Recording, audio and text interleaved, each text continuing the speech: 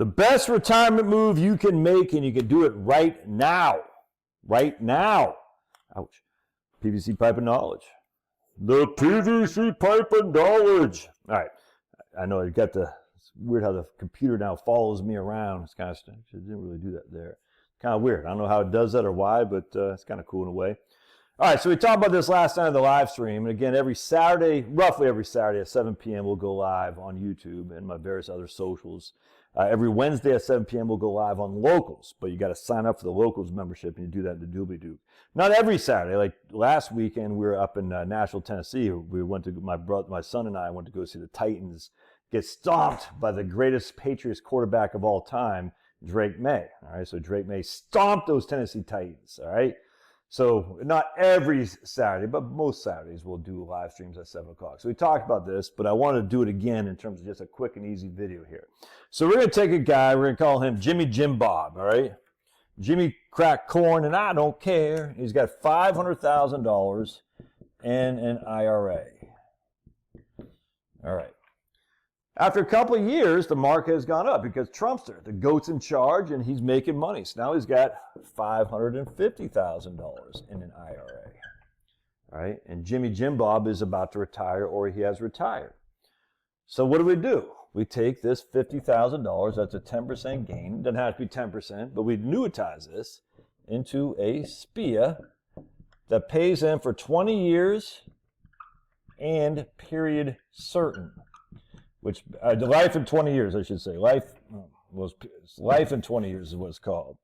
Life in 20.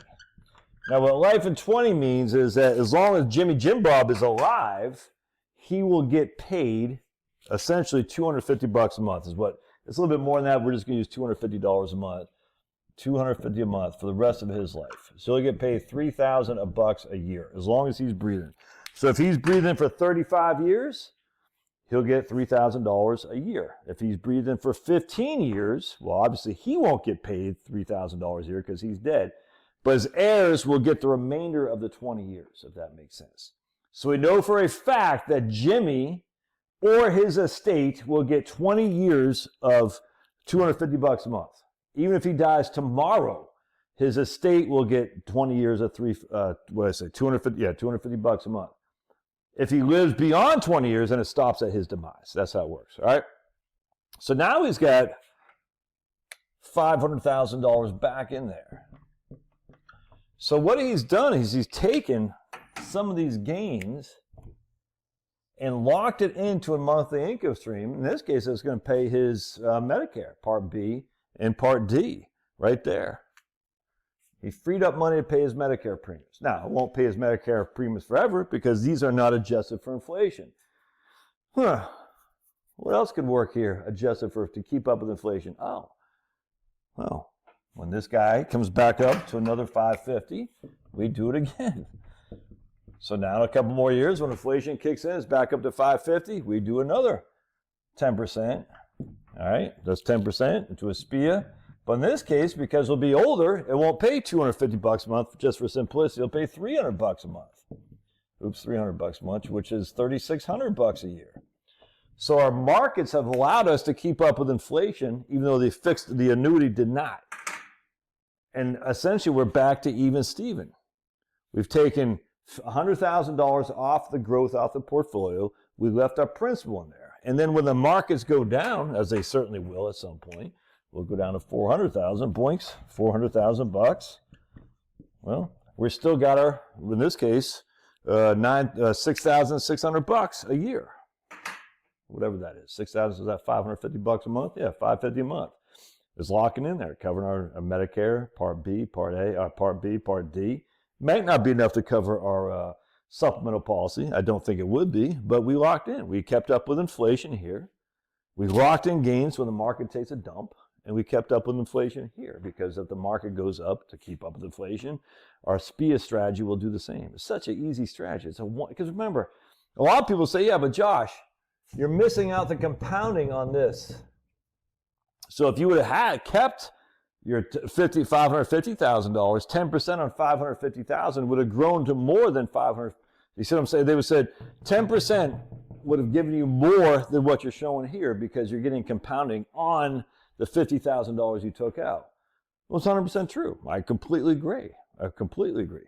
But the issue is in retirement, it's not about getting compounding growth so much anymore. It's really about protecting principal, securing income as well. And when I say protecting principal, I'm not saying just put all into CDs. I'm just saying we still want to make sure we're taking our gains off the table in retirement to spend it, for heaven's sake. The one thing we don't want to do is watch those gains just dissipate because of a crazy Joe Biden or Barack Obama or heels up Harris. We don't want that. I'm just joking. The Republicans actually, the Democrats, the markets do pretty well under Democrats, probably even better than under Republicans, frankly. Just keep that in mind. All right, so just, you so make me so scared, so mad because it heels up Harris when the markets do. I get it. It's called being a jokester. Laugh. Anyway, but retirement's different. It's not the accumulation phase so much anymore. It's the protection phase. It's the phase where we want to say, look, man, we've got to lock in our gains to protect it, and we've got to generate income that theoretically can keep up with inflation if we need to. And again, I make the argument that most retirees spending doesn't keep up with inflation anyway, because they don't. They spend less as they get older. It's kind of crazy, but the numbers are proving me right. Anyway, that's such a great strategy. And we're getting here roughly 6, I think what my man Fast said, he did it yesterday. He said the distribution yield on these are about 6.67%. That's not a rate of return, that's a distribution yield. You're getting part of your principal back plus interest. And what we showed you here is that if you survive 20 years, well, not survive 20 years, that's a 3.3% IRR after 20 years. All right, 3.3%. Internal rate of return after 20 years. All right, 20 IRR, 20 years. What happens, though, if you survive 30 years, it became, I think it was 5.5% IRR.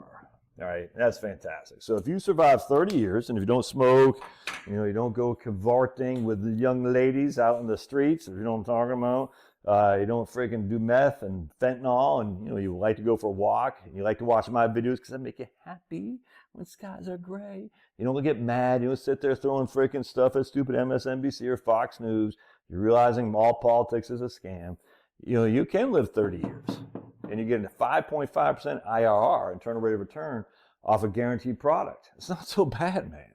It's not so bad. The longer you live, the higher your rate of return is going to be on these annuities. So if you're 60 years old and you got some serious growth in your account, you say, I'm going to take some of the gains off the table and annuitize it. You lock it in, you wait, hopefully it goes back up in a couple of years, as it certainly most likely will. I can't guarantee you that. And you do the same thing. Oh, I just think it's a great strategy. It's such a fun strategy to do, too, by the way.